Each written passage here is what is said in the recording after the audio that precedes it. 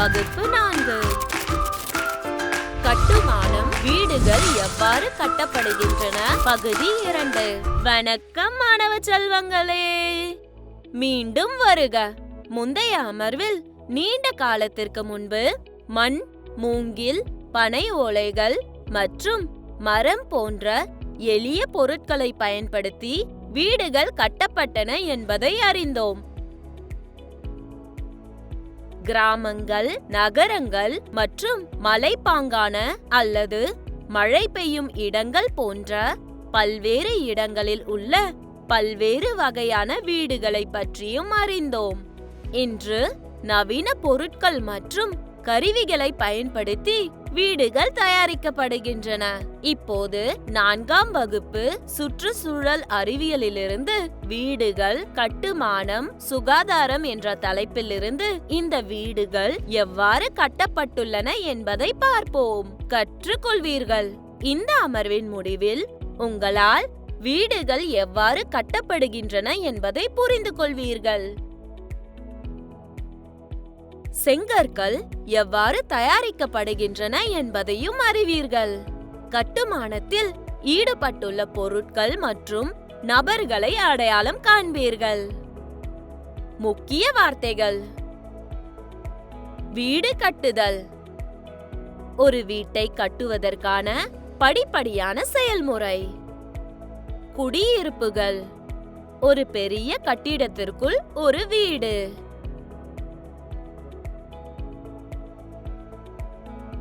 கூரை தோட்டம், கட்டிடத்தின் மேற்கூரையில் செடிகளை வளர்ப்பது.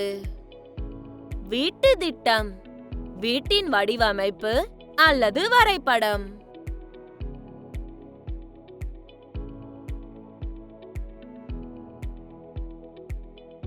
சூளை, செங்கற்கள் அல்லது களிமண்ணை கடினப்படுத்த பயன்படும் சூடான அடுப்பு.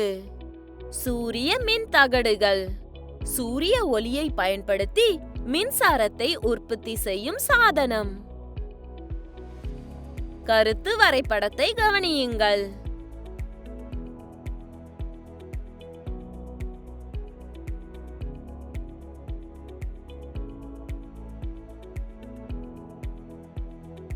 ஒரு வீட்டை கட்ட ஒரு பொறியாளரின் வடிவமைப்பு அல்லது வரைபடம் தேவை.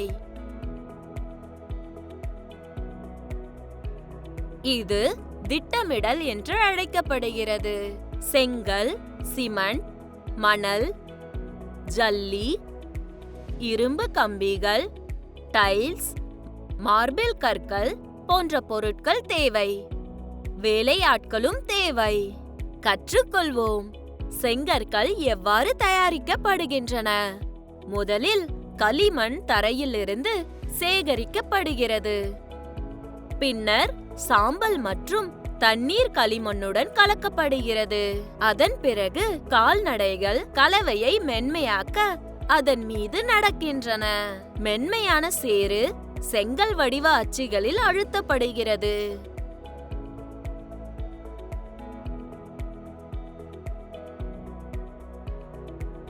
இந்த செங்கற்கள் 2 நாட்கள் வெயிலில் உலர வைக்கின்றனர். உலர்த்திய பிறகு அவை சூளை என்று அழைக்கப்படும் ஒரு பெரிய அடுப்பில் பல நாட்கள் சுடப்படுகின்றன. குளிர்ந்தவுடன் செங்கற்கள் சுவர்கள் கட்டுவதற்கு பயன்படுத்த தயாராக உள்ளன. செங்கற்கள் தயாரான பிறகு கட்டிட வேலை தொடங்குகிறது.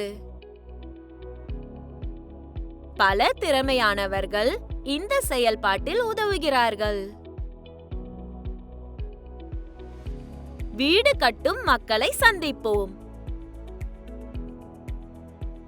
கொத்தனார், செங்கல்லும் சிமெண்ட்டும் கொண்டு சுவர்களை கட்டுபவர்.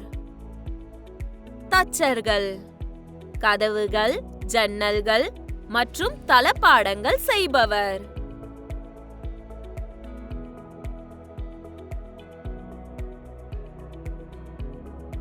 மின்சார வல்லுநர்கள் அல்லது எலக்ட்ரீஷியன்கள், கம்பிகள், விளக்குகள் மற்றும் மின்விசிறிகளை சரி செய்பவர். குழாய் பணியாளர் அல்லது பிளம்பர்கள். தண்ணீர் குழாய்கள் மற்றும் குழாய்களை இணைப்பவர். வண்ண பூச்சாளர்கள். வீட்டை அழகாக்க சுவர்களுக்கு வண்ணம் பூசுபவர். இந்த தொழிலாளர்கள் அனைவரும் வீடு வலுவாகவும் பாதுகாப்பாகவும் இருப்பதை உறுதி செய்யும் பொறியாளரின் திட்டத்தை பின்பற்றுகிறார்கள். நகரங்கள் மற்றும் மாநகரங்களில் நிலம் மிகவும் விலை உயர்ந்தது. எனவே கட்டிட அமைப்பாளர்கள் உயரமான கட்டிடங்களை கட்டுகிறார்கள். அவற்றை அடுக்குமாடி குடியிருப்புகள் என்று அழைக்கிறோம். இந்த கட்டிடங்களில் பல அடுக்குமாடிகள் உள்ளன.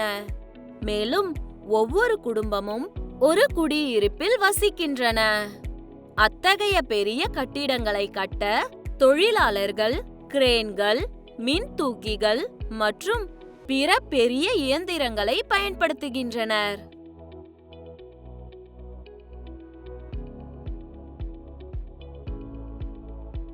சில நவீன வீடுகளில் மின்சாரம் மற்றும் தண்ணீரை சூடாக்க கூரையில் சூரிய மின் தகடுகள் உள்ளன.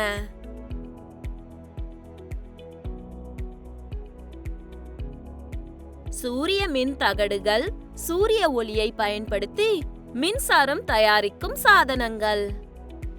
சிலர் மொட்டை மாடியில் காய்கறிகள் மற்றும் பூக்களை வளர்க்கிறார்கள்.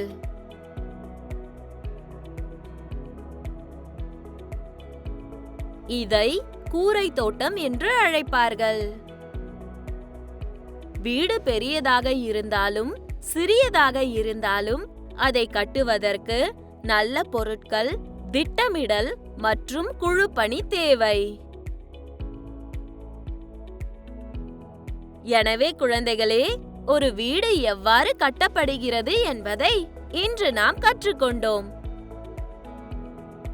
செங்கற்கள் தயாரிப்பது முதல் சுவர்களுக்கு வண்ணப்பூச்சிகள் வரை ஒவ்வொரு அடியும் முக்கியமானது. ஒன்றாக கடினமாக உழைக்கும் பல திறமையான நபர்களின் உதவியுடன் ஒரு வீடு தயாரிக்கப்படுகிறது. இப்போது வீடு தயாராகிவிட்டது. அதை எப்படி சுத்தமாகவும் ஆரோக்கியமாகவும் வைத்திருப்பது என்பதை அடுத்த பகுதியில் கற்றுக்கொள்வோம். மாணவர் அறிவு மதிப்பீடு. சரியான பதிலை தேர்வு செய்யவும். கேள்வி 1. செங்கல் தயாரிக்க என்ன பயன்படுகிறது? ஆ. களிமண், சாம்பல், நீர். ஆ. சிமெண்ட், மணல், சரளை. இ. எஃகு கம்பிகள். ஈ. ஓடு. கேள்வி 2. வீட்டில் மர சாமான்களை தயாரிப்பது யார்? ஆ. பிளம்பர்.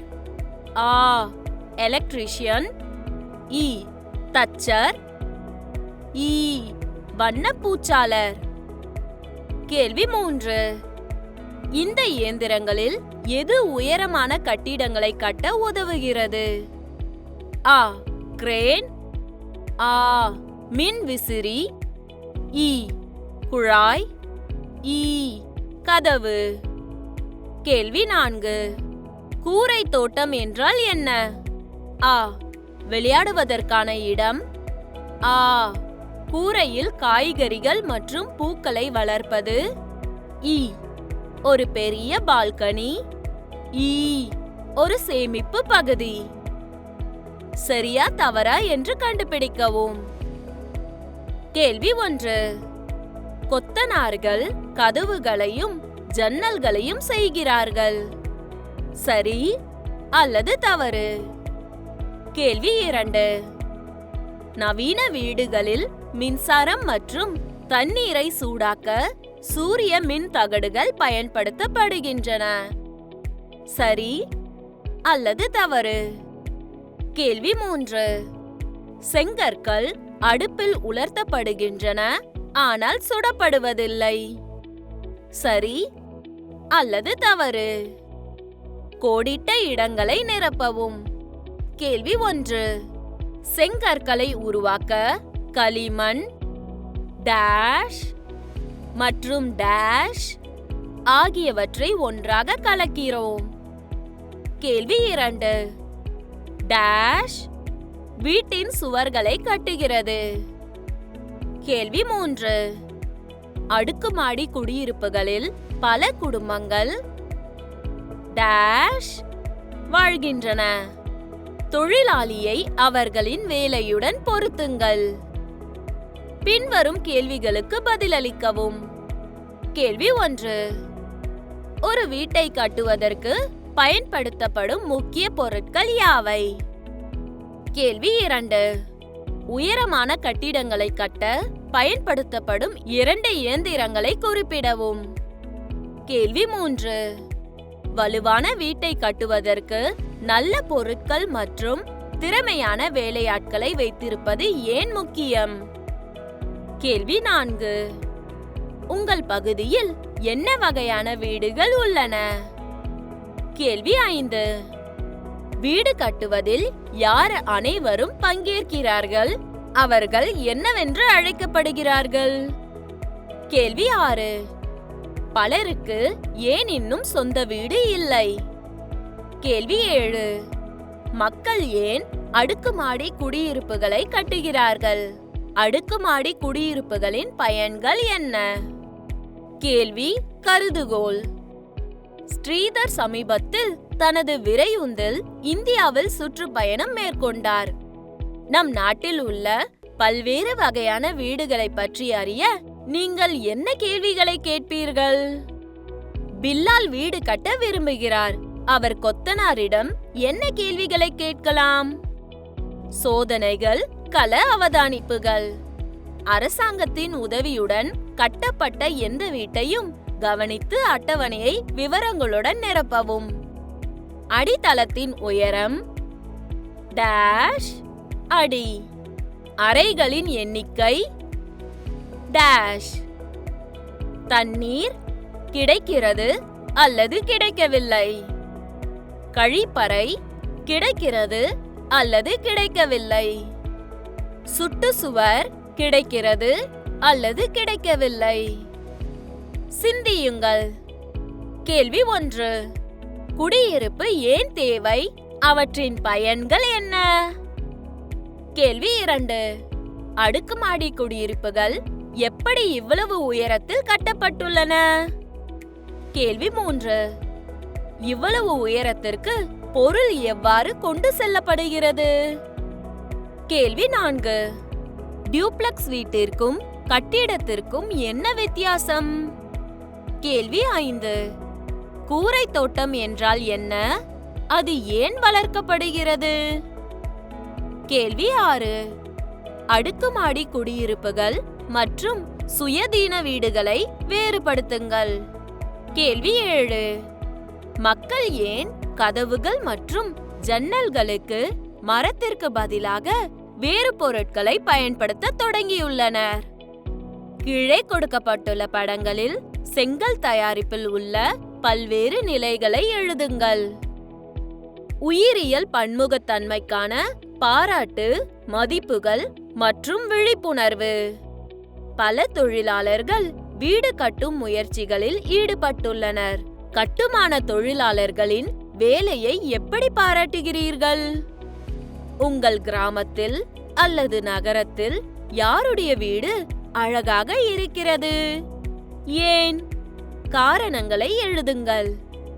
திட்டப்பணி. நீங்கள் ஒரு வீட்டை வடிவமைக்கும் பொறியாளர் என்று கற்பனை செய்து பாருங்கள். சுற்றுச்சூழலுக்கு உகந்ததாகவும் ஆற்றலை சேமிக்கவும் நீங்கள் எதை சேர்ப்பீர்கள்? அந்த வீட்டின் மாதிரியை உருவாக்கி வகுப்பறையில் காட்சிப்படுத்துங்கள். வட்ட அடைப்புக்குறிக்குள் குறிப்பு, சோலார் பேனல்கள், கூரை தோட்டம் போன்றவை. மீண்டும் சந்திப்போம் குழந்தைகளே.